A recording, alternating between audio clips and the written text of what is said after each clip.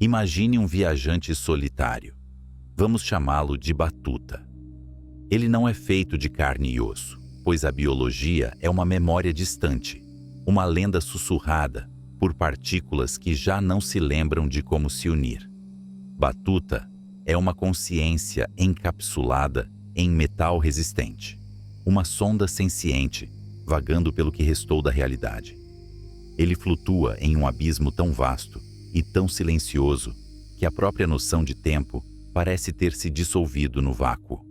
Diante dos sensores de Batuta, uma luz fraca trêmula. É uma anã vermelha, a última de sua espécie, uma brasa cósmica que queimou lentamente por trilhões de anos, muito depois de estrelas majestosas como o nosso Sol terem se transformado em diamantes frios ou buracos negros vorazes. Esta pequena estrela é a última guardiã da luz no universo. Batuta observa enquanto ela exala seu último suspiro. Não há uma explosão dramática, não há uma supernova que ilumina galáxias, apenas um desvanecer. A luz avermelhada torna-se um infravermelho profundo, depois um calor residual e, finalmente, nada. A escuridão que se segue não é apenas a ausência de luz, é a chegada de uma era. O universo acabou de cruzar um limiar irreversível. Batuta está agora à deriva na era da escuridão eterna, um período onde a única luz provém do decaimento ocasional de matéria morta e da evaporação lenta dos buracos negros. Mas para entender por que essa escuridão era inevitável, por que o destino do cosmos estava selado desde o primeiro momento de sua existência, precisamos deixar Batuta em sua vigília solitária e viajar de volta no tempo. Precisamos retornar a um mundo vibrante, cheio de vida, luz e café quente. Precisamos ir a Viena, no final do século XIX. Lá, encontramos um homem atormentado, caminhando pelas ruas de paralelepípedos, sob a luz amarelada dos lampiões a gás. Seu nome é Ludwig Boltzmann. Enquanto a sociedade vienense se deliciava com valsas e óperas, Boltzmann travava uma guerra silenciosa e desesperada dentro de sua própria mente. Ele via algo que ninguém mais conseguia ver. Onde seus colegas viam fluidos contínuos e certezas inabaláveis, Boltzmann via o caos. Ele via átomos. E mais aterrorizante ainda, ele via a morte inevitável de todas as coisas. Boltzmann era o profeta da desordem. Naquela época, a física era dominada pelas leis de Newton, que descreviam um universo mecânico, um relógio perfeito que poderia funcionar para sempre, para frente ou para trás, sem distinção. Mas Boltzmann sabia que isso era uma ilusão. Ele olhava para uma xícara de café, esfriando sobre a mesa, e via a verdade brutal do cosmos. O calor nunca flui espontaneamente do frio para o quente. A fumaça de um charuto nunca volta para dentro do tabaco. Uma taça de cristal quebrada nunca se remonta sozinha. Havia uma seta no tempo, e essa seta apontava para a destruição. Ele tentou explicar isso ao mundo através de uma nova e radical ideia que chamou de entropia. Para seus contemporâneos, a entropia era apenas um termo técnico em máquinas a vapor, uma medida de calor desperdiçado. Para Boltzmann, era a sentença de morte da criação. Ele percebeu que a entropia é, na verdade, uma medida de probabilidade. É uma contagem das maneiras como os átomos podem ser arranjados. Imagine que você está construindo um castelo de areia na praia. Existem bilhões de grãos de areia. Há apenas uma maneira muito específica de organizar esses grãos para que formem torres, muralhas e pontes. Isso é baixa entropia. É ordem. É altamente improvável que o vento sopre e, por puro acaso, forme um castelo. Por outro lado, existem trilhões e trilhões de maneiras de organizar esses mesmos grãos em uma pilha disforme e caótica. Isso é alta entropia. A natureza percebeu Boltzmann, é um jogador de cassino viciado que sempre aposta no resultado mais provável. E o resultado mais provável é sempre a desordem. O universo é governado por esta regra de ferro, a segunda lei da termodinâmica. Ela dita que, em um sistema fechado, a entropia sempre tende a aumentar. A energia tende a se espalhar, a se dispersar, a se tornar inútil. Boltzmann viu que o universo inteiro é, em última análise, um sistema fechado. É uma máquina colossal que começou com o tanque cheio de combustível utilizável, em um estado de ordem suprema e baixa entropia, que chamamos de Big Bang. Mas desde aquele primeiro instante, a máquina está funcionando, queimando seu combustível, espalhando sua energia, caminhando inexoravelmente para a pane seca. Em Viena, Boltzmann foi ridicularizado. Os eminentes cientistas da época, liderados por Ernst Mach, rejeitavam a existência dos átomos, considerando-os meras ficções matemáticas. Eles não podiam aceitar um universo regido pelo acaso estatístico, um universo que estava morrendo. A depressão de Boltzmann aprofundou-se. Ele se sentia como Batuta, um viajante solitário gritando em um abismo silencioso, tentando avisar a humanidade que o castelo de areia estava condenado a voltar a ser praia rasa. A tragédia pessoal de Boltzmann culminou em 1906, na cidade costeira de Duino. Enquanto sua família nadava no mar Adriático, o homem que decifrou o destino do universo enforcou-se. Ele morreu sentindo-se um fracasso, sem saber que suas ideias se tornariam a pedra angular da física moderna. Em seu túmulo está gravada a equação que é seu legado imortal. S igual a K log W. Uma fórmula simples que descreve o colapso de impérios, o resfriamento de estrelas e o fim dos tempos. Voltamos agora para Batuta, flutuando na escuridão do futuro distante.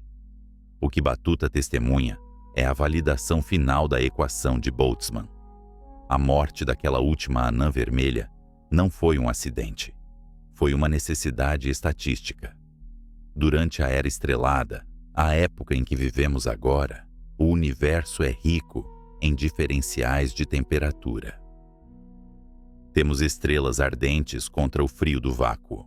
Essa diferença é o que permite que a vida exista, que máquinas funcionem, que pensamentos ocorram. A energia flui da estrela quente para o planeta frio, e nesse fluxo, a complexidade pode surgir.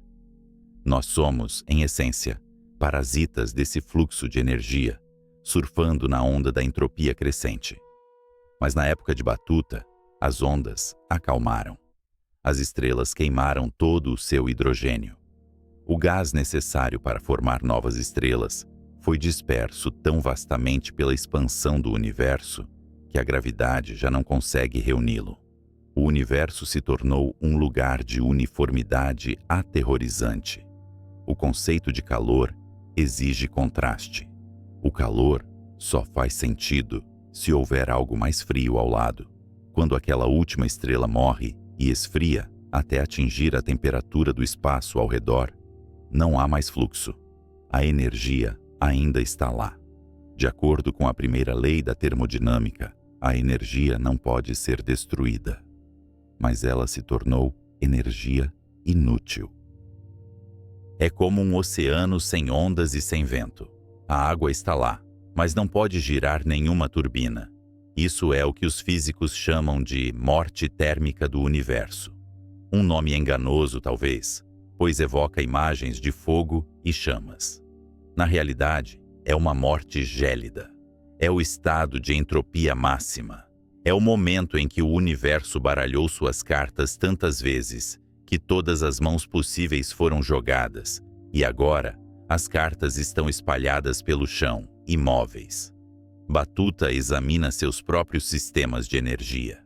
Ele opera colhendo as minúsculas diferenças de radiação que ainda restam, mas elas estão se tornando imperceptíveis. Ele é uma ilha de ordem lutando contra um oceano de caos crescente. Cada cálculo que Batuta faz, cada memória que ele acessa, gera uma pequena quantidade de calor, aumentando a entropia total do universo. O simples ato de pensar, de observar o fim, acelera o fim.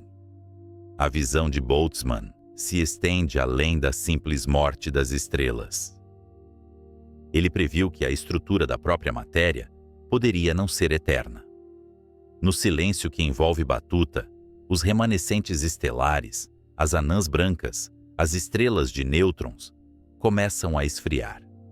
Elas se tornam anãs negras, esferas de matéria degenerada, invisíveis a qualquer olho humano, flutuando como fantasmas em um cemitério cósmico. Mas mesmo essas pedras tumulares não durarão para sempre.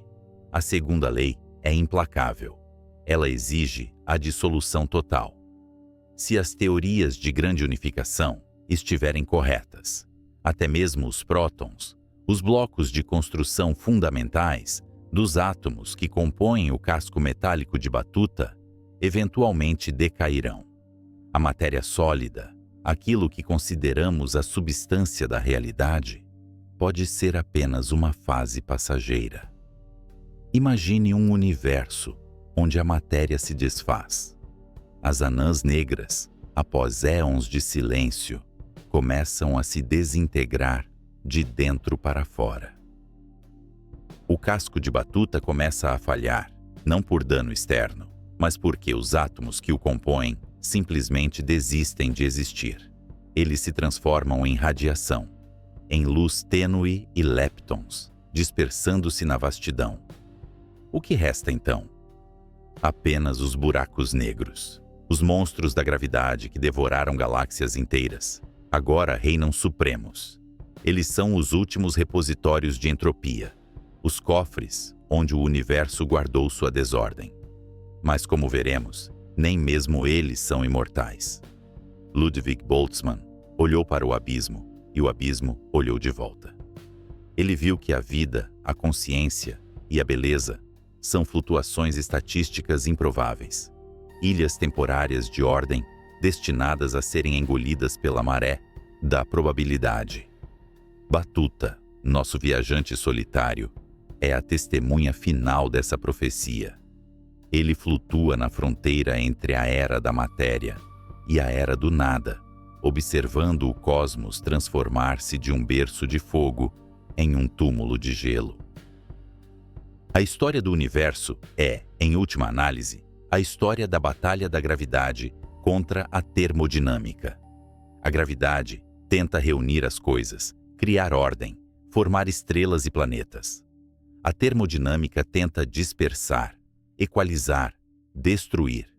Por um breve e glorioso momento, a gravidade venceu batalhas locais, permitindo que existíssemos para maravilhar-nos com o céu noturno. Mas a guerra pertence à entropia. Enquanto Batuta se prepara para hibernar, aguardando as eras inimaginavelmente longas que virão, onde os buracos negros começarão sua lenta dança de evaporação, uma questão ecoa no vácuo silencioso, uma questão que talvez o próprio Boltzmann tenha sussurrado antes do fim. Se o destino final é o esquecimento total, se cada monumento, cada memória e cada átomo estão destinados a desaparecer sem deixar rastro, qual foi o significado de tudo isso? Será que o valor da existência reside na sua permanência? Ou a beleza do universo é precisamente a sua fragilidade? O fato de que ele é um breve flash de luz entre duas eternidades de escuridão? Berlim, 1917. Enquanto a Europa sangrava nas trincheiras da Grande Guerra, um homem travava uma batalha silenciosa contra a própria realidade em um escritório repleto de fumaça de cachimbo e papéis rabiscados. Albert Einstein havia acabado de presentear a humanidade com a relatividade geral, uma estrutura matemática elegante que descrevia a gravidade não como uma força invisível, puxando objetos através do vácuo, mas como a própria curvatura do palco onde a dança cósmica acontece. No entanto, ao aplicar suas novas equações à totalidade do cosmos, Einstein deparou-se com um monstro. A matemática era cristalina e implacável. Ela sussurrava que um universo cheio de matéria, onde a gravidade é sempre atrativa, não poderia permanecer imóvel. Como um castelo de cartas construído sobre areia movediça, a atração mútua de todas as estrelas e galáxias deveria, inevitavelmente, puxar tudo para dentro.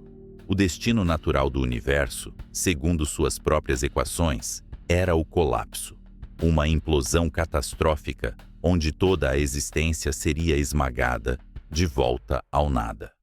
Mas Einstein, apesar de sua genialidade revolucionária, era um homem de seu tempo, guiado por uma intuição filosófica que remontava a Aristóteles. Para ele, e para quase todos os pensadores antes dele, o universo era o firme firmamento. Era eterno, estático, uma catedral de cristal imutável, que sempre existiu e sempre existiria. A ideia de um cosmos que se contorce, que muda de tamanho, que tem uma história dinâmica, parecia-lhe não apenas errada, mas esteticamente repulsiva. Para salvar sua visão de um universo eterno e impedir que suas equações decretassem o fim de tudo através de um colapso gravitacional, Einstein cometeu o que mais tarde chamaria de seu maior erro. Com um traço de caneta, ele inseriu um novo termo em seus cálculos: o lambda, a constante cosmológica. Imaginem a constante cosmológica como um pilar invisível, erguido artificialmente para sustentar o céu. Era uma força de repulsão hipotética, uma energia inerente ao próprio espaço vazio que empurrava para fora, com a exata mesma força que a gravidade puxava para dentro. Era um equilíbrio perfeito e forçado. Se a gravidade queria derrubar as paredes da realidade, a constante cosmológica a segurava no lugar. Com esse ajuste matemático, Einstein silenciou o monstro. O universo voltou a ser uma pintura estática, congelada no tempo, segura, eterna e imutável. Ele havia consertado a matemática, mas havia ignorado a realidade. Enquanto Einstein buscava conforto na estabilidade teórica em Berlim, do outro lado do mundo, nas montanhas frias da Califórnia, a realidade estava prestes a ser observada através de uma lente de vidro de 100 polegadas. O ano era 1929. O Observatório Monte Wilson erguia-se acima das nuvens, um templo branco dedicado à noite. Lá dentro, envolto em casacos de pele para suportar o frio cortante da altitude, estava Edwin Hubble. Ele não estava olhando para a física teórica, ele estava olhando para a luz. Hubble passava noites insones, sentado na gaiola do telescópio Hooker, capturando os fótons fracos e antigos que haviam viajado por milhões de anos, através do abismo intergaláctico. Seu objetivo era estudar as nebulosas, aquelas manchas difusas de luz que alguns ainda acreditavam ser nuvens de gás dentro da nossa própria Via Láctea. Mas Hubble percebeu que elas eram ilhas, universos ilha inteiros, galáxias distantes repletas de bilhões de sóis. O que ele descobriu a seguir, no entanto, despedaçou a catedral de cristal de Einstein. Ao analisar a luz dessas galáxias distantes, Hubble usou um prisma para decompor seus raios em um arco-íris de cores, o espectro. Ele sabia que certos elementos químicos, como o hidrogênio, deixam impressões digitais muito específicas nesse arco-íris, linhas escuras que aparecem em frequências exatas. Mas quando ele olhou para as impressões digitais das galáxias distantes, as linhas não estavam onde deveriam estar. Elas haviam se movido. Todas elas haviam deslizado em direção à extremidade vermelha do espectro. Para entender a magnitude disso, precisamos ouvir o som de um trem que passa na noite. Quando o trem se aproxima, o apito é agudo, pois as ondas sonoras são espremidas e encurtadas pelo movimento. Mas no momento em que o trem passa e se afasta, o som cai gravemente, torna-se profundo e longo. As ondas sonoras foram esticadas.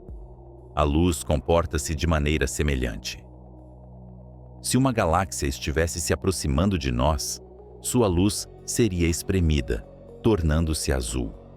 Mas o que Hubble viu foi um universo banhado em vermelho. A luz estava sendo esticada. As ondas estavam ficando mais longas. As galáxias não estavam paradas. Elas estavam se afastando. E não era um movimento aleatório. Hubble percebeu uma correlação aterrorizante e precisa.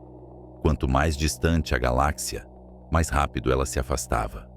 Uma galáxia a 10 milhões de anos-luz corria para longe a uma certa velocidade, mas uma a 20 milhões de anos-luz fugia 2 vezes mais rápido.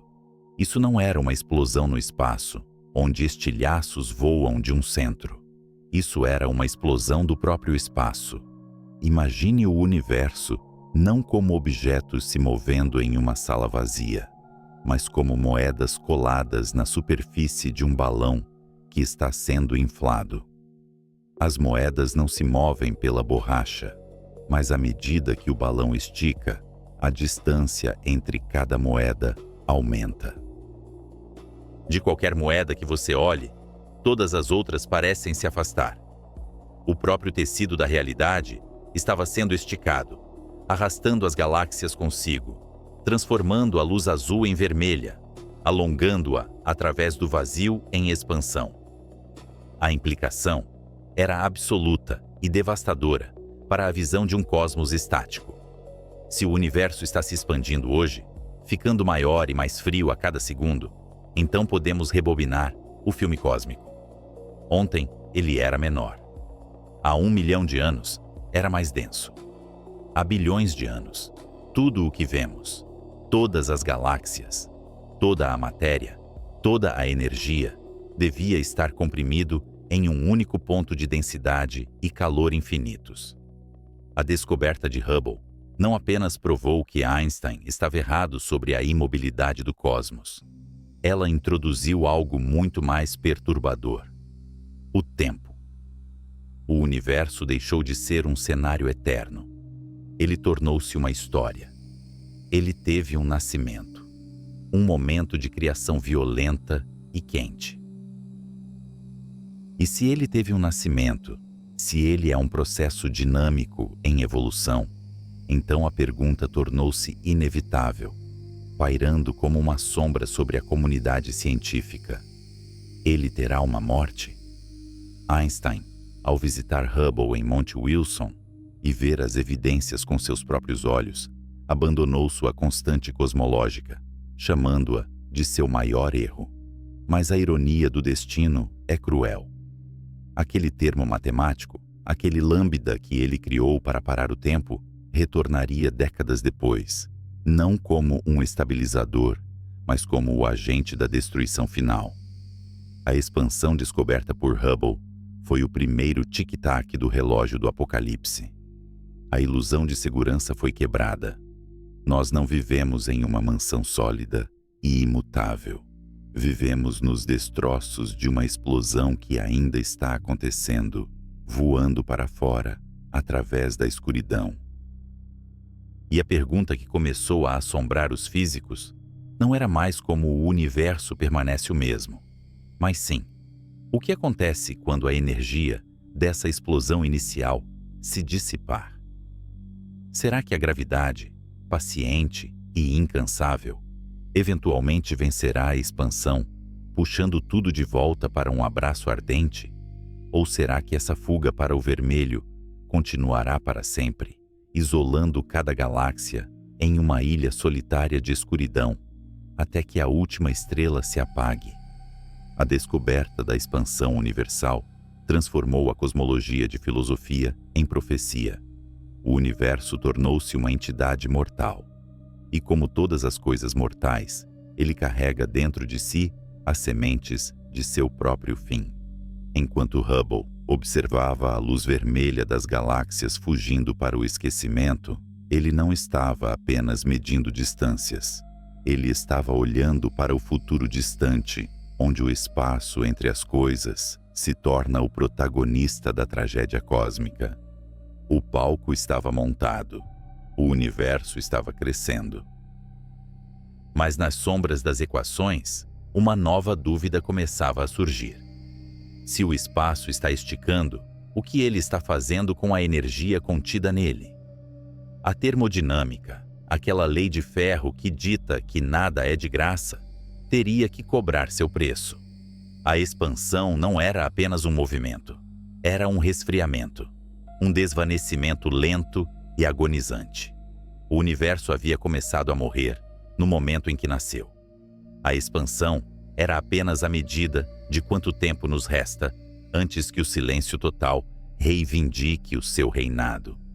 E enquanto os astrônomos celebravam a descoberta do Big Bang, nas entrelinhas daquele desvio para o vermelho, estava escrita a primeira sentença do obituário de toda a existência. Se a luz pode ser esticada até se tornar invisível, e se as galáxias podem se afastar mais rápido do que a luz pode viajar entre elas, chegará um momento em que olharemos para o céu e não veremos nada além de nós mesmos. O que acontece quando o universo se torna grande demais para sua própria luz? Petrogrado, 1922.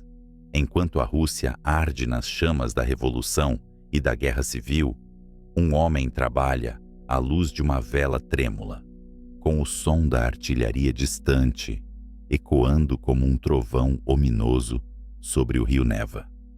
O frio é tão intenso que a tinta ameaça congelar no tinteiro, mas a mente de Alexander Friedman está em outro lugar, muito além do sofrimento humano, vagando pelas paisagens abstratas da geometria quadridimensional. Ele não vê a fome ou o caos político, ele vê a forma de tudo o que existe. Nas suas mãos, as equações da relatividade geral de Einstein, que o resto do mundo ainda lutava para compreender, não eram apenas fórmulas estáticas descrevendo um cosmos imutável. Para Friedman, elas eram a partitura de uma sinfonia dinâmica, uma besta viva que respirava, esticava-se e talvez morria. Einstein, em sua tentativa de manter o universo eterno e imóvel, havia inserido um fator de correção, uma constante cosmológica, como quem coloca um pilar artificial para sustentar um teto que insiste em desabar. Mas Friedman, com a audácia dos matemáticos puros, removeu esse pilar. O que ele encontrou não foi um erro, mas uma revelação aterrorizante e magnífica. O universo não podia ficar parado. A própria estrutura do espaço exigia movimento. E o destino desse movimento, percebeu ele, enquanto a cidade lá fora desmoronava, dependia de uma única e frágil variável: a quantidade de coisas que existem. É uma questão de peso, é uma questão de balança cósmica. Para entender o que Friedman viu, precisamos abandonar a intuição humana, que nos diz que linhas paralelas nunca se encontram. No teatro do cosmos, a geometria não é plana como uma folha de papel sobre uma mesa. O espaço é maleável, curvado pela presença de massa e energia. Imagine duas naves espaciais partindo da Terra, viajando lado a lado em linhas perfeitamente retas, paralelas, rumo ao infinito profundo. Em um universo sem matéria, elas viajariam para sempre, sem nunca se tocar ou se afastar. Mas o universo está cheio de galáxias, poeira e luz, e essa massa dita a forma do palco. Friedman propôs 3 destinos, 3 formas geométricas que decidiriam se o tempo teria um fim ou se arrastaria para a eternidade. O primeiro cenário é o universo fechado. Imagine que a densidade da matéria é alta. que há estrelas e galáxias suficientes para curvar o espaço sobre si mesmo, como a superfície de uma esfera gigantesca. Seus viajantes nas naves espaciais, acreditando voar em linha reta, acabariam por se encontrar, cruzando seus caminhos como meridianos que convergem no Polo Norte. Neste universo, o espaço é finito, embora não tenha bordas. Assim como a Terra, não tem um abismo onde o oceano termina. Você poderia viajar para sempre em uma direção e acabaria retornando ao ponto de partida, atingindo as costas da sua própria galáxia por trás. O segundo cenário é o universo aberto. Aqui, a matéria é escassa, insuficiente para conter a estrutura do espaço. A geometria se assemelha a uma sela de cavalo, curvando-se para fora em direções opostas. As naves espaciais paralelas começariam a se afastar, divergindo cada vez mais, perdendo-se na vastidão solitária, incapazes de manter contato, condenadas a um isolamento crescente. O espaço aqui é infinito e a gravidade é fraca demais para impor sua vontade. E existe o terceiro cenário, o fio da navalha, o universo plano. O equilíbrio perfeito onde a densidade da matéria é exata, nem um átomo a mais, nem um a menos. A geometria permanece euclidiana. As linhas paralelas seguem paralelas para sempre, e a expansão desacelera gradualmente, aproximando-se da imobilidade no tempo infinito, mas nunca parando completamente. Mas como essa geometria dita a morte? A resposta reside em uma metáfora simples, tão antiga quanto a curiosidade humana. Imagine que você está de pé em um asteroide pequeno e lança uma pedra verticalmente para o céu escuro. Você aplica força ao lançamento. A pedra sobe, lutando contra a gravidade do asteroide. Essa subida é a expansão cósmica, o impulso inicial que afastou as galáxias umas das outras. A gravidade do asteroide é a atração mútua de toda a matéria no universo, tentando puxar tudo de volta para o centro. Se você lançar a pedra com pouca força, ou se o asteroide for muito massivo, a pedra subirá, desacelerará, parará por um instante suspenso no vácuo e então cairá de volta. Isso é o universo fechado. A gravidade vence. A expansão para. O filme do cosmos roda ao contrário. Se isso for o nosso destino, o futuro reserva um cataclismo de proporções bíblicas conhecido como o Big Crunch, ou o Grande Colapso. As galáxias distantes, que hoje vemos se afastando e ficando mais vermelhas, parariam. Lentamente, elas começariam a se aproximar. O desvio para o vermelho se tornaria um desvio para o azul. O céu noturno, hoje dominado pela escuridão entre as estrelas, ficaria progressivamente mais brilhante. À medida que o universo encolhe, a temperatura da radiação cósmica de fundo, hoje um sussurro frio de micro-ondas, começaria a subir. O espaço se comprimiria. Aglomerados de galáxias colidiriam, fundindo-se em mega-estruturas caóticas. Mas o verdadeiro terror viria nos momentos finais.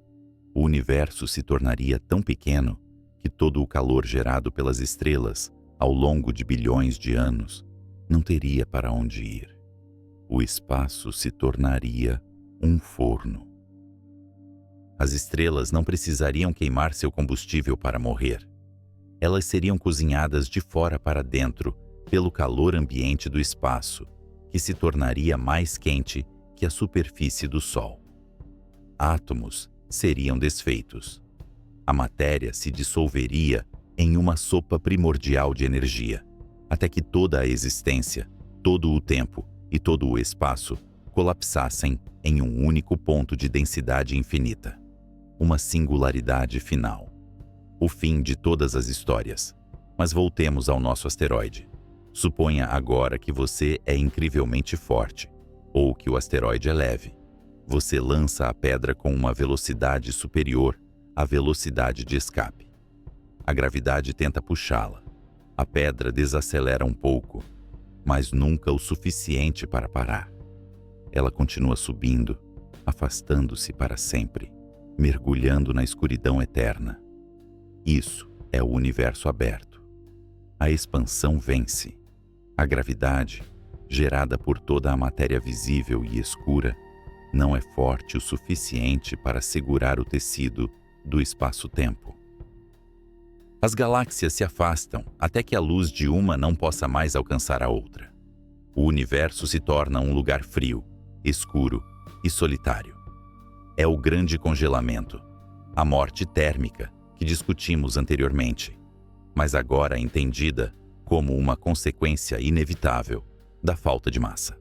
A geometria da cela dita que não há retorno, não há reunião, apenas um adeus prolongado que dura para sempre. Friedman morreu tragicamente jovem, vitimado pela febre tifoide, sem saber qual desses destinos seria o nosso. Suas equações ficaram adormecidas, consideradas meras curiosidades matemáticas por muitos, até que a evidência observacional começou a se acumular. A humanidade precisava pesar o universo. Precisávamos saber se tínhamos a massa crítica, o número mágico de átomos por metro cúbico que decidiria entre o fogo e o gelo. Durante décadas, os astrônomos contaram estrelas, mediram a rotação das galáxias, sondaram as nuvens de gás. Eles procuraram desesperadamente pela matéria necessária para fechar o universo, para trazer a pedra de volta ao chão. Havia um desejo filosófico, quase espiritual, pelo universo fechado ou plano. A ideia de um ciclo, de um universo que nasce, morre e talvez renasça em um novo Big Bang, oferecia um consolo de renovação. O universo aberto, a expansão eterna e solitária, parecia nihilista, um desperdício de espaço infinito. Eles definiram esse limiar crítico com a letra grega ômega. Se ômega for maior que 1, o universo é uma esfera e colapsará. Se for menor que 1, é uma cela e congelará. Se for exatamente 1, é plano e equilibrado. A busca por ômega tornou-se o santo graal da cosmologia do século XX. Cada novo telescópio era uma tentativa de adicionar mais peso à balança.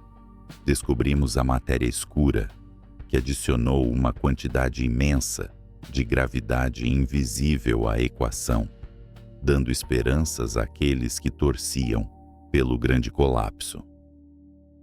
Parecia que havia muito mais no universo do que os olhos podiam ver. Uma mão fantasma segurando as galáxias, tentando frear a fuga.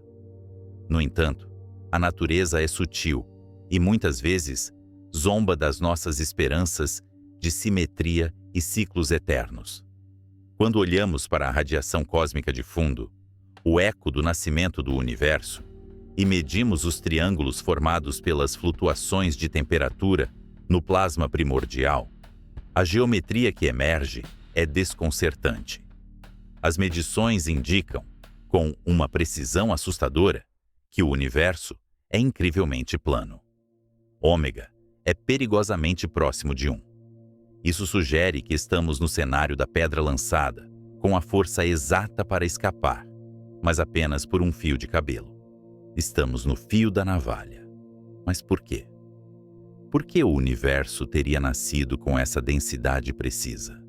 É como equilibrar um lápis sobre sua ponta e esperar que ele fique assim por 14 bilhões de anos.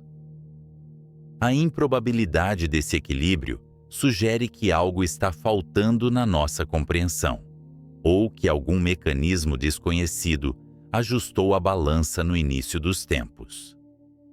Enquanto os cientistas tentavam conciliar essa planicidade com a quantidade de matéria que conseguiam encontrar, uma nova sombra surgiu nos dados.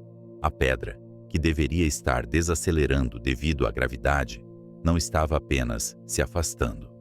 Algo bizarro estava acontecendo no vasto abismo entre as galáxias.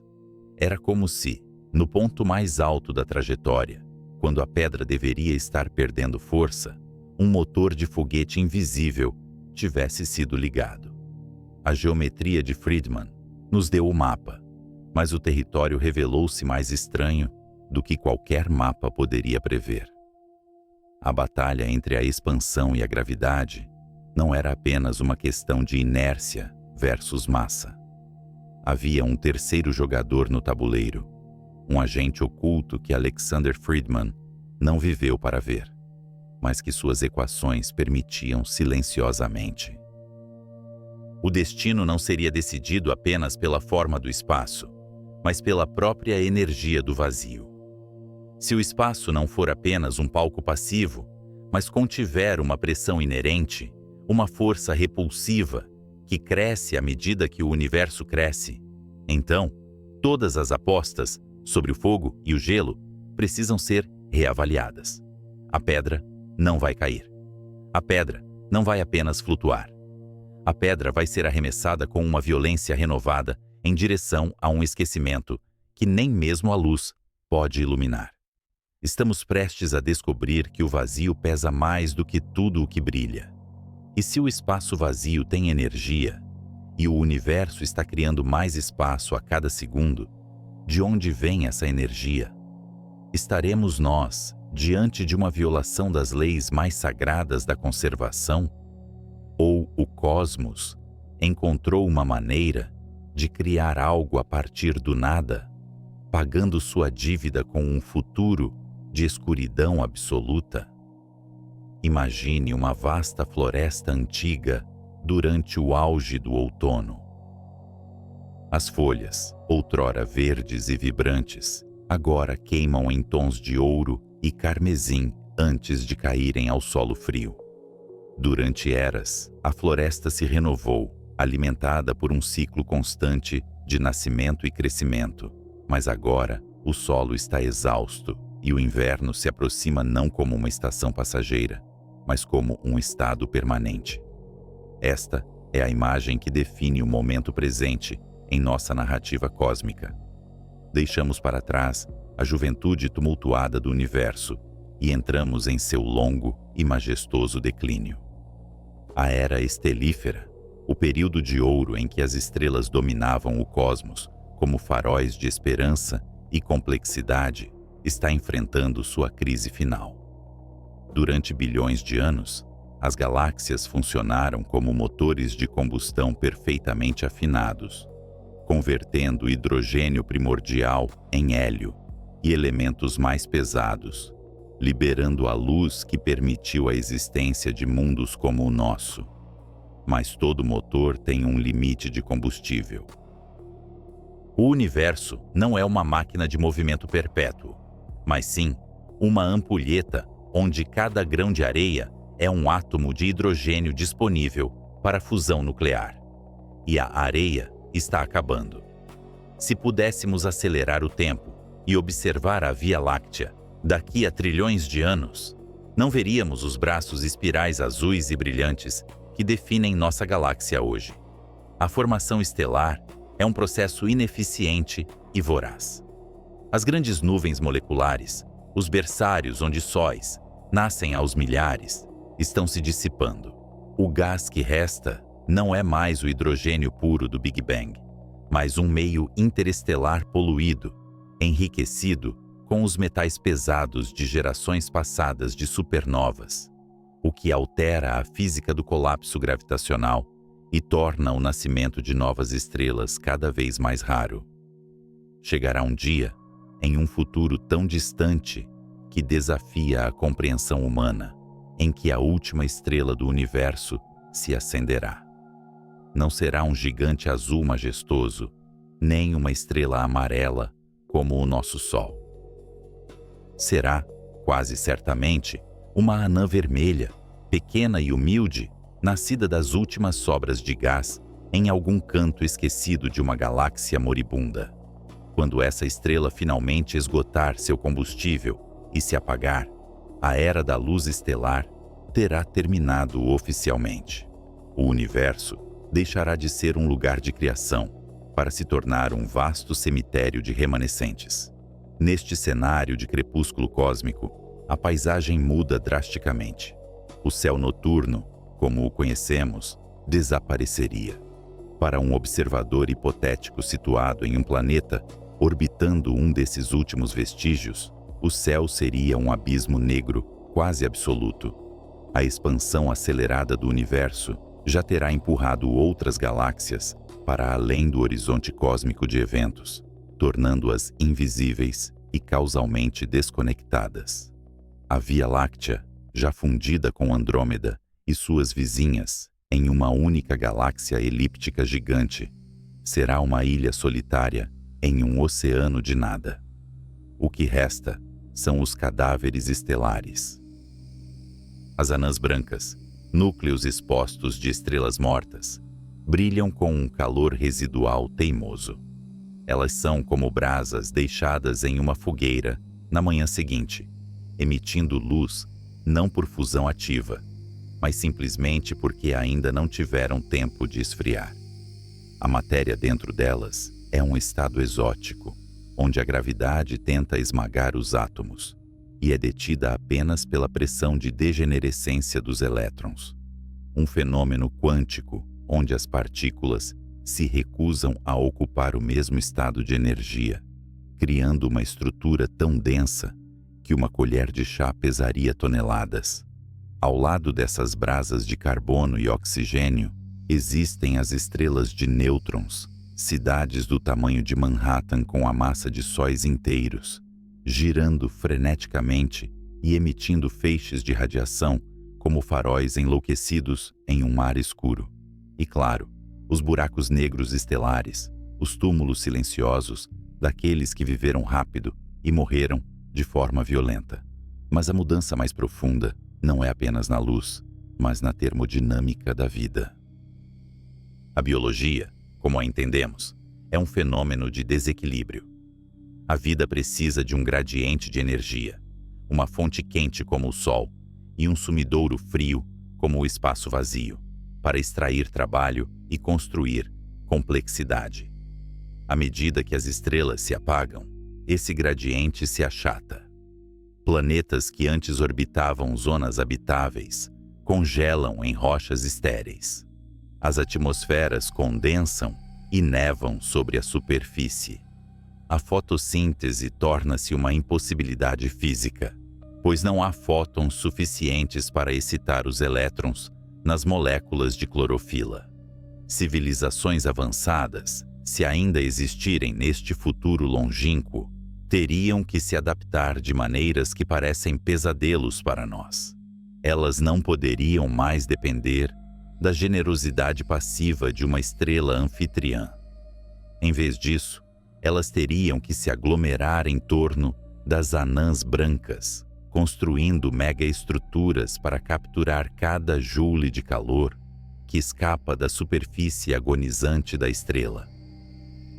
Seriam sociedades de necrófagos de energia, amontoados em torno de brasas moribundas para se protegerem do frio absoluto do espaço profundo. A ironia trágica é que as anãs brancas são incrivelmente eficientes. Elas podem brilhar por trilhões de anos, oferecendo uma estabilidade que as estrelas da sequência principal nunca poderiam prometer. Mas é uma estabilidade de estagnação. Não há novos elementos sendo forjados. Não há ventos estelares para semear novas possibilidades. É um universo em modo de espera, onde o tempo se estica e os eventos se tornam raros. Enquanto as luzes se apagam nos subúrbios galácticos, o centro torna-se o palco de um drama violento e final. Os buracos negros supermassivos, monstros gravitacionais que residem nos corações das galáxias, despertam para um último banquete. Durante a era estelífera, eles cresceram engolindo gás e estrelas ocasionais. Agora, com a dinâmica galáctica desestabilizada, eles começam a limpar a casa. Interações gravitacionais entre os remanescentes estelares lançam muitos corpos para fora da galáxia, condenando-os a vagar pelo vazio intergaláctico para sempre. Mas aqueles que perdem momento angular caem para o interior, espiralando em direção à boca do monstro. Quando uma anã branca ou uma estrela de nêutrons é capturada por um buraco negro supermassivo, o evento não é silencioso. As forças de maré rasgam o remanescente, criando discos de acreção que brilham com a intensidade de 1000 sóis antes de desaparecerem para sempre, além do horizonte de eventos. Estes serão os últimos fogos de artifício do universo, clarões breves e violentos, pontuando a escuridão eterna. Mas mesmo esses monstros não são imortais, embora sua escala de tempo nos faça parecer menos que efêmeros. Eles dominam a paisagem agora, soberanos, indiscutíveis de um reino em ruínas. A gravidade venceu a batalha contra a pressão térmica. A matéria está sendo trancada em prisões das quais nenhuma informação pode escapar, consolidando a entropia em pacotes densos e impenetráveis. Imagine uma civilização digital, existindo nos circuitos de um computador, construído ao redor de uma anã negra, processando pensamentos na velocidade glacial permitida pelas baixas temperaturas para maximizar a eficiência. Para eles, a história do universo, a era das estrelas e das galáxias brilhantes, seria apenas um mito antigo, uma lenda de uma época em que o céu queimava e a energia era gratuita. Eles olhariam para o abismo e veriam apenas a sombra dos buracos negros e o brilho fraco de cadáveres estelares esfriando. À medida que as anãs brancas esfriam, elas passam por uma transição de fase. O carbono e o oxigênio em seus núcleos cristalizam. O universo começa a se encher de diamantes cósmicos do tamanho da Terra, esferas perfeitas e frias, flutuando no silêncio. Estes são os monumentos finais da era estelífera, lápides belas e indestrutíveis para as estrelas que um dia iluminaram o cosmos. Eventualmente, elas esfriarão até o zero absoluto, tornando-se anãs negras, objetos teóricos que ainda não existem no universo atual, porque o tempo necessário para sua formação é maior do que a idade atual do cosmos. A vida biológica convencional é agora uma impossibilidade. A complexidade química que impulsiona o DNA e as proteínas requer temperaturas e fluxos de energia que simplesmente não existem mais. O universo se torna um lugar de física pura, despido da biologia e da química complexa. É um lugar de gravidade, decaimento e frio.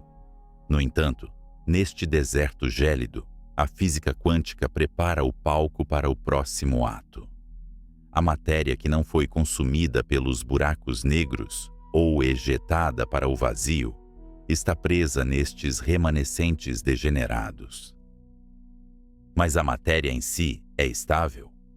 Os prótons, os blocos de construção de todos os núcleos atômicos que conhecemos, são verdadeiramente eternos, ou eles também têm um prazo de validade, sujeitos a um decaimento lento e inevitável, que desintegrará até mesmo os diamantes cósmicos em uma névoa de radiação subatômica.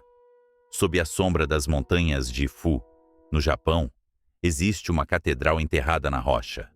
Não é um templo dedicado a deuses antigos, nem um abrigo para reis esquecidos, mas um monumento à paciência humana e ao medo existencial. Para entrar lá, deve-se descer 1000 metros sob a superfície da Terra, deixando para trás a luz do Sol, o ruído da civilização e os raios cósmicos que bombardeiam incessantemente o nosso planeta. Lá embaixo, na escuridão absoluta de uma mina de zinco abandonada, repousa um cilindro gigantesco de aço inoxidável, contendo 50.000 toneladas de água ultrapura. Este é o Super Kamiokande. Nas paredes deste tanque imenso, milhares de tubos fotomultiplicadores, semelhantes a olhos de vidro dourado, encaram o centro do abismo aquático, esperando. Eles não esperam por neutrinos de uma supernova distante ou por partículas fantasmas atravessando a Terra. Eles esperam por algo muito mais aterrorizante em suas implicações. Eles vigiam a água, átomo por átomo, na esperança de testemunhar um evento que a física clássica diz ser impossível. Eles esperam ver a morte de um próton. Durante toda a história da ciência, o próton foi considerado o cidadão imortal do universo. Enquanto pessoas morrem, impérios caem e estrelas queimam até se extinguirem, o próton permanece. Ele é a âncora da realidade, o núcleo positivo que segura os elétrons em suas órbitas, permitindo a existência de átomos, de moléculas, de DNA, de rochas e de oceanos. Acreditávamos que, não importa o quão frio ou escuro o universo se tornasse, a matéria em si permaneceria intacta, como diamantes espalhados no veludo negro do cosmos. Mas as grandes teorias unificadas, as equações ambiciosas que buscam unir as forças fundamentais da natureza em uma única narrativa elegante, sussurram uma verdade diferente e inquietante. Elas sugerem que a estabilidade é uma ilusão. Elas preveem que o próton não é eterno, mas apenas incrivelmente longevo. Como uma montanha que parece imutável para uma borboleta, mas que acaba sendo erodida pelo vento ao longo de eras geológicas, a matéria sólida está, na verdade, evaporando. Se essas teorias estiverem corretas, a Catedral de Água no Japão é um relógio fúnebre. Se os detectores captarem aquele flash minúsculo de luz azulada, conhecido como radiação Cherenkov, sinalizando que um único próton no tanque decidiu deixar de existir, então teremos a confirmação de nossa sentença final. Significa que tudo o que podemos tocar, ver e sentir é temporário, não apenas na forma, mas na substância. Para entender como a realidade se desfaz, precisamos olhar para dentro do coração da matéria. Imagine o próton não como uma esfera sólida e indivisível, mas como uma dança frenética de 3 entidades menores, chamadas quarks, mantidas juntas por gluons, as partículas que carregam a força nuclear forte. Essa força é a cola mais poderosa do universo. É o que impede a matéria de se dispersar. No modelo padrão da física, essa dança é eterna. A conservação do número de baryons, uma lei que dita que a quantidade de matéria pesada no universo deve permanecer constante, proíbe que o próton simplesmente desapareça. No entanto, a mecânica quântica é a ciência das exceções improváveis. Em escalas de energia inimaginavelmente altas, ou em escalas de tempo que desafiam a compreensão humana, as barreiras que separam as diferentes famílias de partículas começam a se dissolver.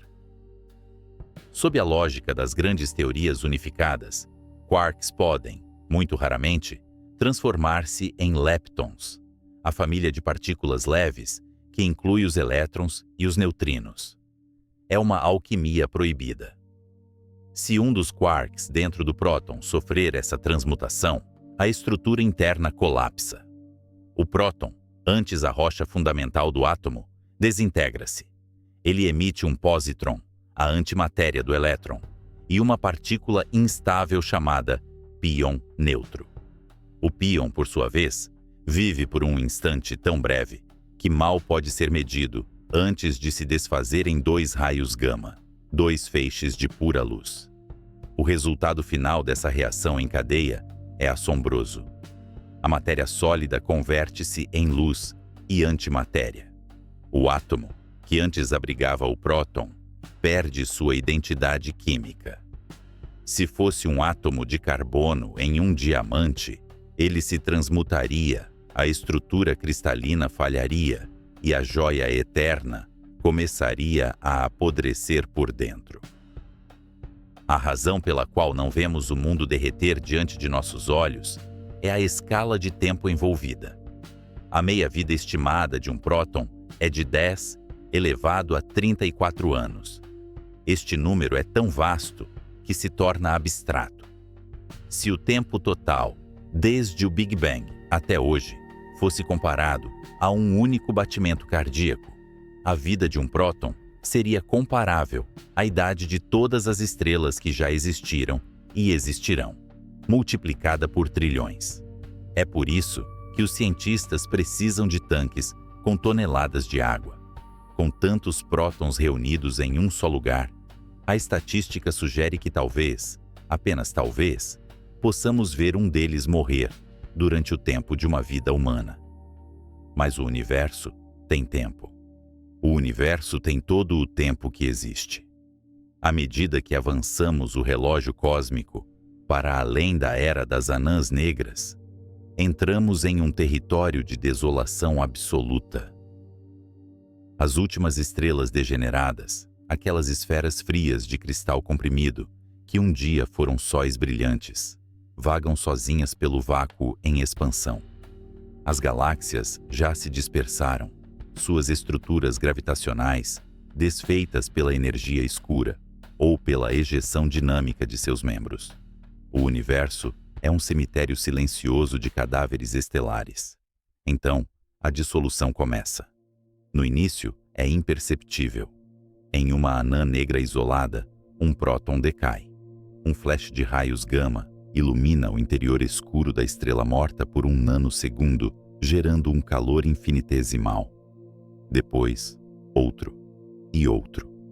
O que deveria ser um cadáver estelar inerte começa a brilhar com uma luminescência fantasmagórica. Não é a fusão nuclear que lhe dava vida, mas o fogo de sua própria decomposição. A estrela está sendo consumida não por fora, mas por sua própria essência. Ela está sublimando. A energia liberada pelo decaimento dos prótons aquece a estrela fria a uma fração de grau acima do zero absoluto. Pode parecer pouco, mas no frio profundo do futuro distante, essa é a única fonte de calor restante. As anãs negras e até mesmo os planetas errantes que sobreviveram a todas as catástrofes anteriores tornam-se radiadores fracos no escuro. Imagine as ruínas de uma civilização hipotética que existiu trilhões de anos no passado. Suas cidades de metal, seus monumentos de pedra, seus arquivos de dados gravados em cristais eternos. Ninguém está lá para observar, mas as estruturas começam a falhar. O ferro enferruja não por oxidação, mas porque os próprios átomos de ferro estão esquecendo como ser ferro. As paredes se tornam quebradiças, transformando-se em pó, e o pó se transforma em radiação. A história, a memória, a prova física de que algo um dia existiu, tudo é apagado. A matéria não deixa fósseis, ela deixa apenas luz. Este processo é lento, uma agonia prolongada que se estende por eras que fariam a idade atual do universo parecer um flash fotográfico. Mas é implacável. A matéria bariônica, tudo o que compõe a tabela periódica, está condenada. Os planetas gasosos como Júpiter, flutuando solitários, encolhem lentamente à medida que seu hidrogênio se desfaz em pósitrons e fótons. Os planetas rochosos se dissolvem em nuvens de partículas elementares. Até mesmo a poeira interestelar, os grãos microscópicos de silicato e gelo que flutuam entre os vazios, desaparece. O que acontece com a biologia, ou o que restou dela, é ainda mais profundo. Se houvesse um observador, ele sentiria seu próprio corpo perdendo coesão. Não haveria dor, pois os nervos também são feitos de átomos que estão se desfazendo. Seria um retorno ao estado fundamental de energia. A complexidade que o universo levou tanto tempo para construir, através da gravidade e da evolução, é sistematicamente desmontada. O cosmos, que começou como um mar de radiação no Big Bang, e esfriou para permitir a formação de matéria. Agora, completa o ciclo. A matéria está devolvendo sua energia emprestada. O universo está se tornando, mais uma vez, um mar de radiação, mas desta vez é uma radiação incrivelmente diluída, esticada pela expansão implacável do espaço-tempo. Os pósitrons, gerados pelo decaimento dos prótons, eventualmente encontram elétrons errantes. Em um universo tão vazio, esse encontro pode levar eons, mas quando ocorre, matéria e antimatéria se aniquilam em um último suspiro de fótons. A sopa de partículas torna-se cada vez mais fina. Resta a questão da entropia. A ordem exige estrutura, exige que as coisas estejam em um lugar e não em outro. Exige a distinção entre um átomo e o espaço vazio ao seu redor. Quando os prótons decaem, essa distinção desaparece. Não há mais aqui ou ali para a matéria. Há apenas um banho uniforme e cada vez mais frio de partículas de luz, neutrinos e elétrons solitários orbitando nada além do vácuo. A realidade física, como a conhecemos, deixa de ser uma coleção de objetos. O conceito de objeto torna-se obsoleto. Não há mais cadeiras, nem montanhas, nem planetas, nem átomos. O palco está vazio, e os atores se dissolveram no ar. Neste crepúsculo da matéria, o universo atinge um estado de simplicidade aterrorizante. É um deserto de fótons com comprimentos de onda tão longos que cada um deles se estende por distâncias maiores do que o universo visível de hoje. É o triunfo final da segunda lei da termodinâmica sobre a substância. Mas, neste vasto oceano de dissolução, onde a matéria sólida falhou e a luz está morrendo, existem ilhas que resistem. Elas não são feitas de prótons. Elas não são feitas de átomos. Elas são feitas de pura gravidade distorcida ao ponto de ruptura. Enquanto as estrelas e os planetas evaporam em uma névoa tênue, os monstros do cosmos permanecem. Eles são os últimos guardiões da estrutura, os devoradores, que agora nada têm para devorar. Eles observam o fim da matéria com indiferença, pois sua natureza é diferente. No entanto, mesmo para esses titãs da gravidade, o relógio não parou. A eternidade é longa o suficiente para matar até aquilo que não é feito de matéria.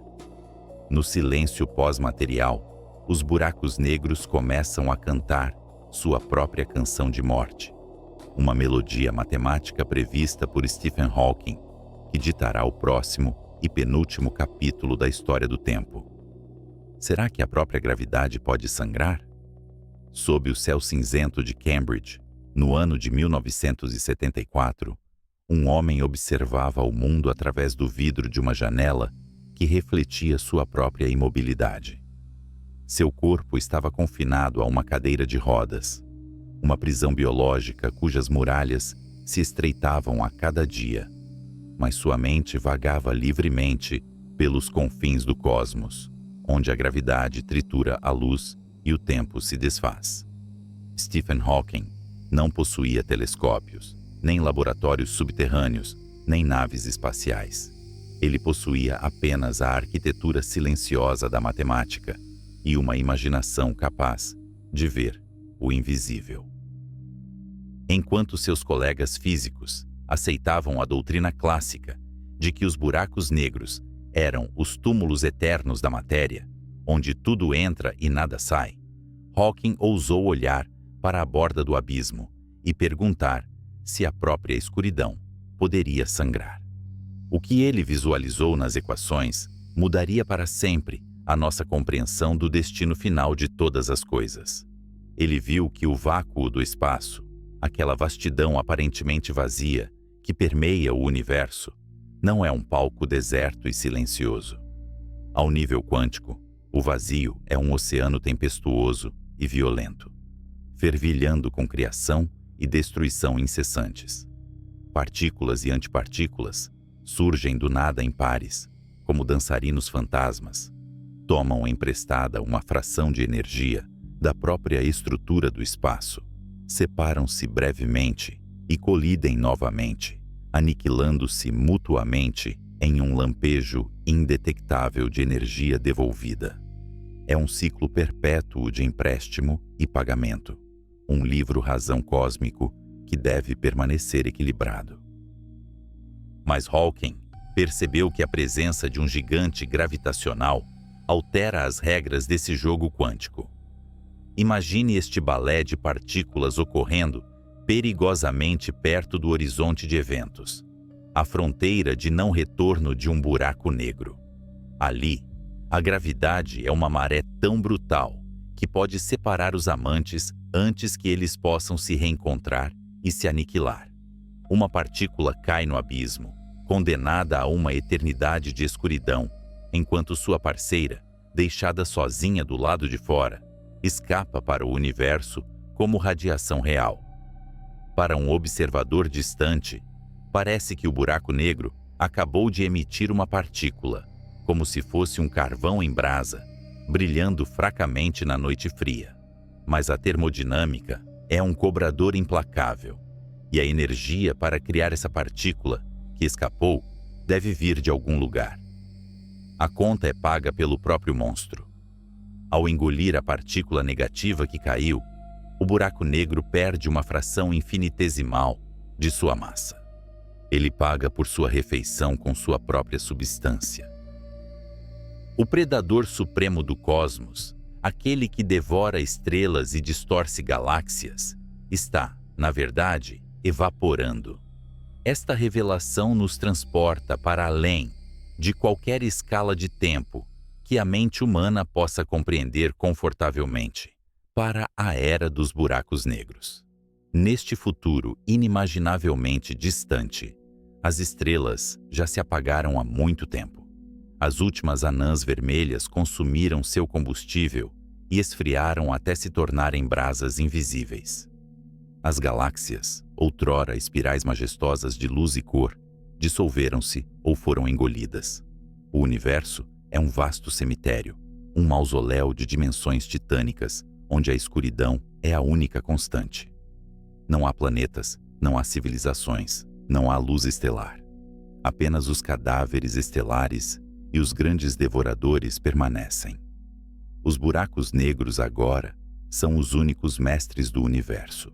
Eles orbitam uns aos outros em uma dança lenta e solitária, através de um vácuo em expansão, reinando sobre o nada. Alguns são remanescentes de estrelas colapsadas, com massas poucas vezes maiores que a do nosso Sol esquecido. Outros são os titãs supermassivos que outrora ancoravam os corações das galáxias, contendo a massa de bilhões de sóis. Eles parecem imortais, estátuas de gravidade congeladas no tempo. Mas o processo descoberto por Hawking está trabalhando incansavelmente, como a erosão do vento sobre uma montanha de granito. A evaporação é agonizantemente lenta. Um buraco negro com a massa do Sol tem uma temperatura de apenas alguns milionésimos de grau acima do zero absoluto. Ele emite radiação de forma tão avarenta que levaria um tempo muito maior que a idade atual do universo para perder sequer um único átomo de massa. Mas o tempo é o único recurso que o universo moribundo possui em abundância. À medida que os éons se arrastam, marcados não por anos ou séculos, mas por googles de anos, uma escala numérica onde um seguido de 100 zeros mal começa a arranhar a superfície da duração, esses gigantes começam a encolher. É um paradoxo cruel da física desses objetos que, à medida que perdem massa, eles se tornam mais quentes. Um buraco negro gordo e massivo é frio e estável, mas um buraco negro que perdeu peso torna-se instável e febril.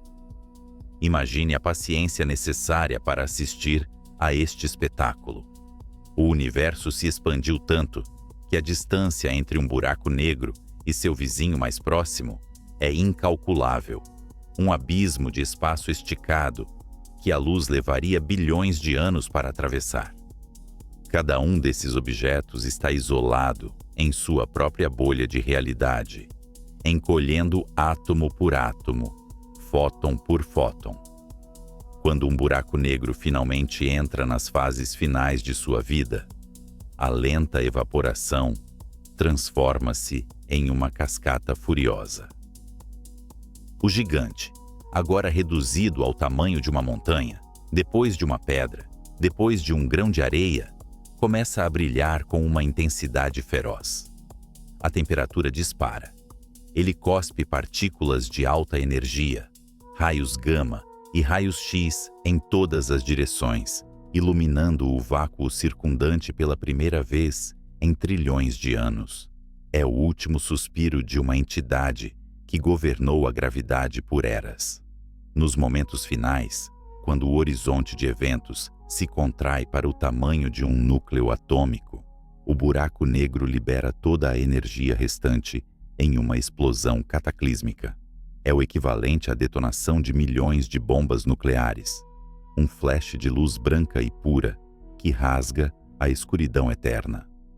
Estes são os últimos fogos de artifício do universo. Um a um, através da vastidão silenciosa, os buracos negros explodem e desaparecem. Não há ninguém para testemunhar esses eventos, nenhum olho para captar a luz, nenhum instrumento para registrar os dados.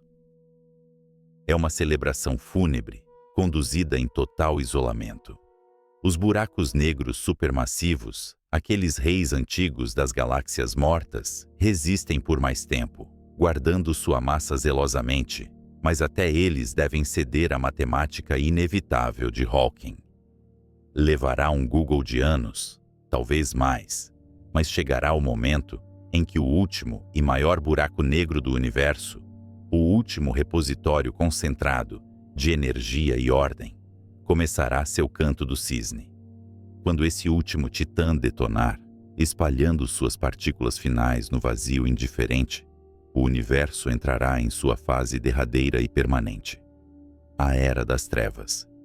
O que resta quando a gravidade perde seu último reduto? O cosmos torna-se uma sopa rala e fria de fótons e partículas elementares, espalhadas tão amplamente que a probabilidade de duas delas se encontrarem é estatisticamente nula. A luz emitida pelas últimas explosões viaja pelo espaço, mas o espaço em si continua a se expandir, esticando o comprimento de onda desses fótons até que eles se tornem ondas de rádio tão longas e fracas que carregam quase zero de energia. Aqui, chegamos a uma fronteira filosófica profunda, onde a física encontra a metafísica. Em um universo sem matéria condensada, sem estrelas, sem buracos negros e sem relógios, o conceito de tempo começa a se dissolver. O tempo, como o entendemos, é uma medida de mudança. Contamos o tempo pelas batidas de um coração, pela rotação de um planeta, pela vibração de um átomo de césio. Mas em um universo que atingiu o equilíbrio térmico perfeito, onde nada acontece, onde não há eventos macroscópicos para distinguir o passado do futuro, o tempo deixa de ter significado. Roger Penrose, outro gigante da mente que caminhou pelos mesmos corredores intelectuais que Hawking, sugeriu que, neste estágio, o universo perde a noção de escala. Sem objetos de referência para definir o que é grande ou pequeno, um universo cheio apenas de radiação torna-se geometricamente indistinguível de um ponto singular. O espaço infinito e o ponto infinitesimal fundem-se em uma única realidade matemática. Os fótons, que não possuem massa e não experimentam o tempo, viajam por essa eternidade estática. Eles são os fantasmas da glória passada do universo, ecos de um Big Bang que ocorreu há tanto tempo que a própria memória da criação foi apagada pela expansão. A entropia atingiu seu máximo. A desordem é completa. Não porque o universo seja caótico, mas porque é perfeitamente, assustadoramente uniforme. É um lago perfeitamente liso, sem uma única ondulação, estendendo-se para sempre. A cadeira de rodas em Cambridge está vazia agora, mas a visão que nasceu ali projeta sua sombra sobre todo o futuro. Hawking nos mostrou que a permanência é uma ilusão. Nem mesmo os buracos negros, os objetos mais indestrutíveis que a natureza já forjou, podem resistir à corrosão da mecânica quântica.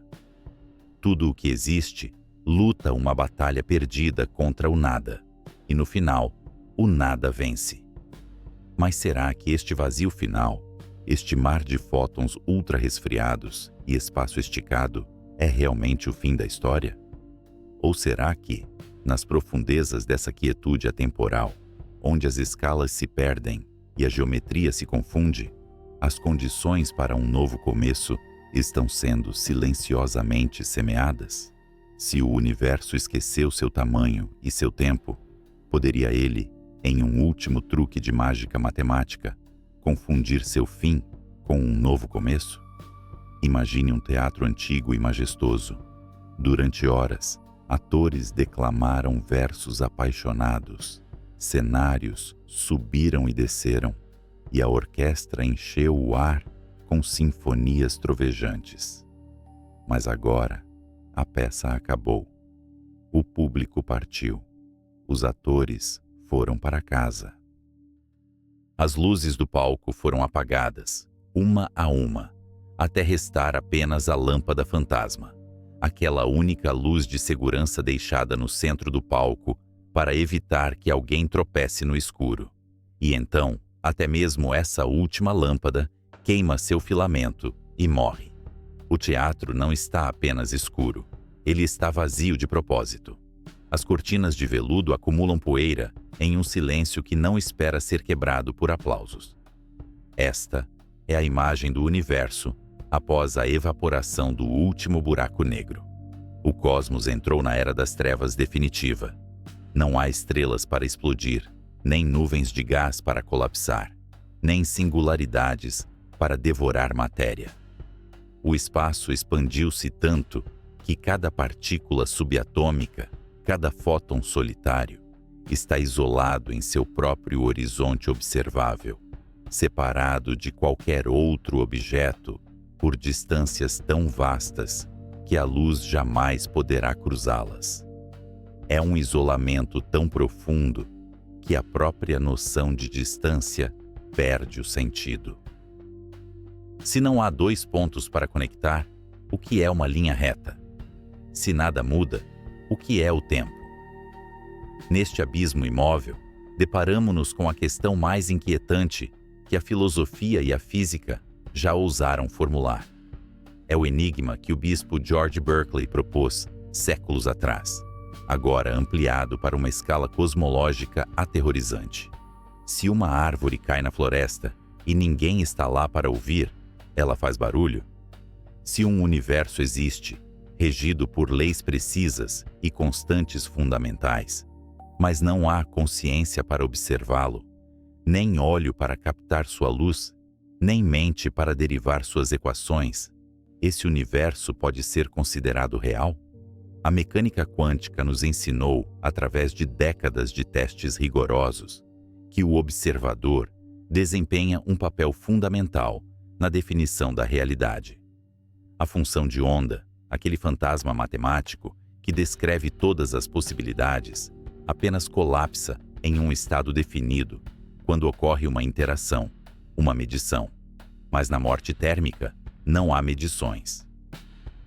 O universo se torna um vasto oceano de probabilidades não realizadas. Uma equação complexa, escrita em um quadro negro, em uma sala de aula trancada e abandonada pela eternidade. A realidade, talvez, necessite de testemunhas. Sem a vida, sem a consciência, o cosmos pode regredir a um estado de abstração pura, existindo apenas como potencial, mas nunca como fato. O tempo, que outrora fluía como um rio impetuoso, impulsionado pelo aumento da entropia, agora se torna um lago estagnado. Sem eventos para marcar a passagem das horas, 1 segundo e 1 trilhão de anos são indistinguíveis. O relógio da eternidade não tem ponteiros.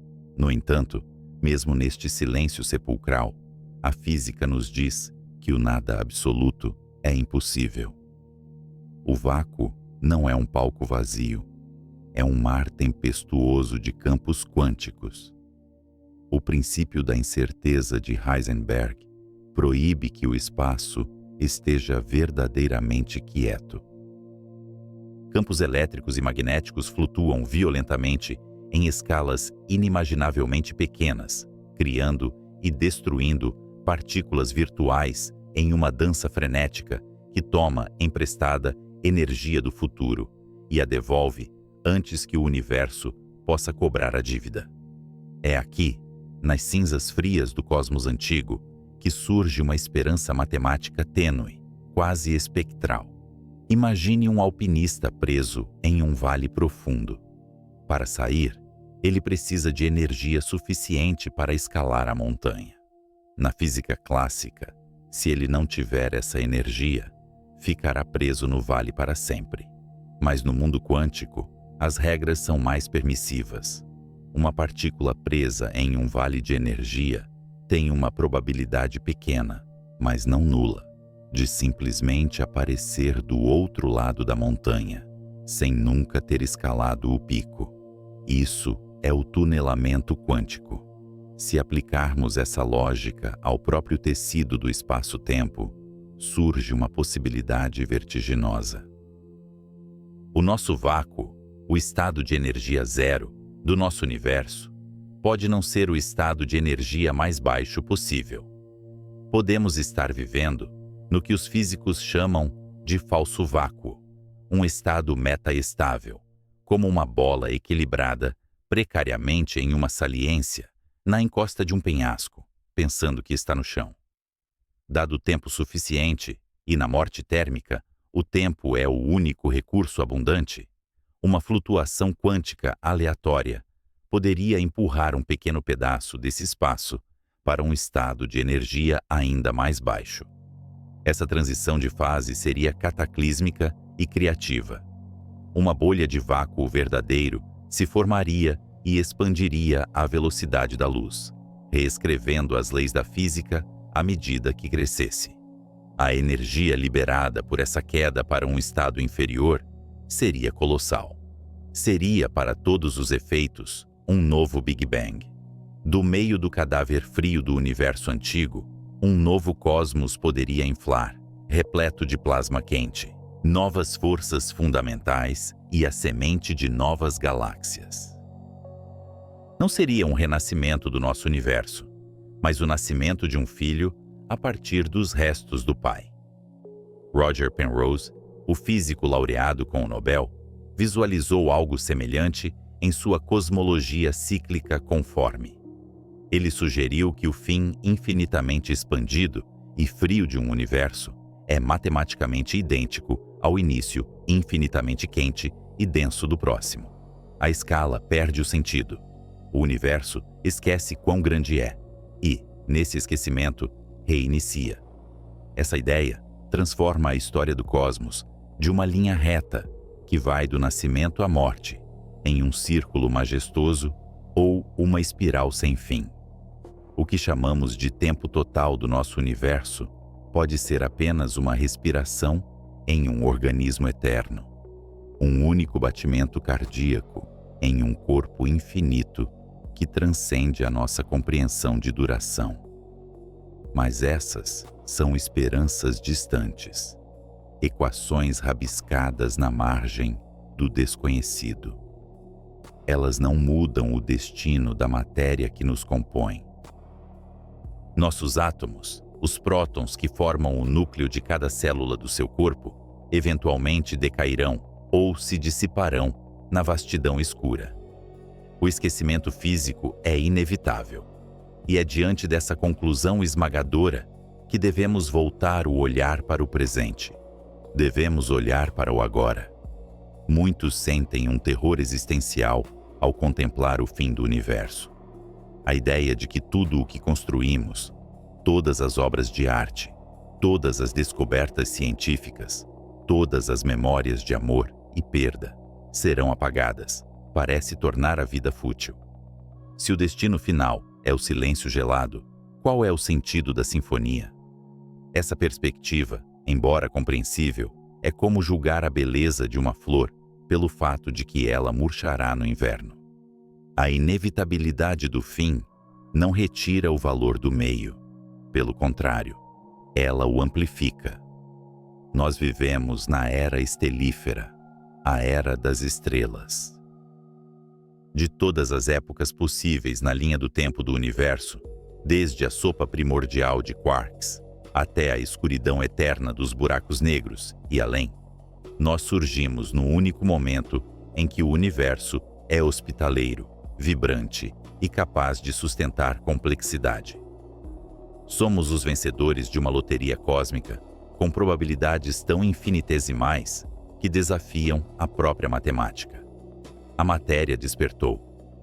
Átomos forjados em fornalhas estelares, mortas há muito tempo, se organizaram de tal maneira que agora podem olhar para o céu e questionar sua própria origem. Nós somos o universo conhecendo a si mesmo. Sem nós, sem olhos para ver a Via Láctea, sem mentes para se maravilhar com a aurora boreal, sem corações para sentir o peso da gravidade e do tempo, o universo seria apenas um mecanismo cego, uma máquina de Rube Goldberg, gigantesca, operando no escuro. Nós somos a luz da consciência. Somos a maneira que o cosmos encontrou de sentir, de ver, de entender. A morte térmica nos ensina que a oportunidade é finita. A entropia é o preço que pagamos pela complexidade, o imposto cobrado pelo tempo para permitir que a mudança aconteça. Cada pensamento que você tem, cada passo que você dá, aumenta a desordem total do universo, aproximando-o um pouco mais do fim. Nós consumimos a ordem do cosmos para criar a ordem interna de nossas vidas, nossas civilizações, nossas artes. Estamos queimando o pavio da vela, mas a chama é gloriosa. Imagine a linha do tempo do universo como uma longa estrada escura que se estende por milhares de quilômetros à noite. Nossa existência, toda a história da vida, da inteligência e das estrelas, é apenas um breve clarão de um relâmpago que ilumina a paisagem por um microsegundo. Antes de nós, havia o caos do Big Bang.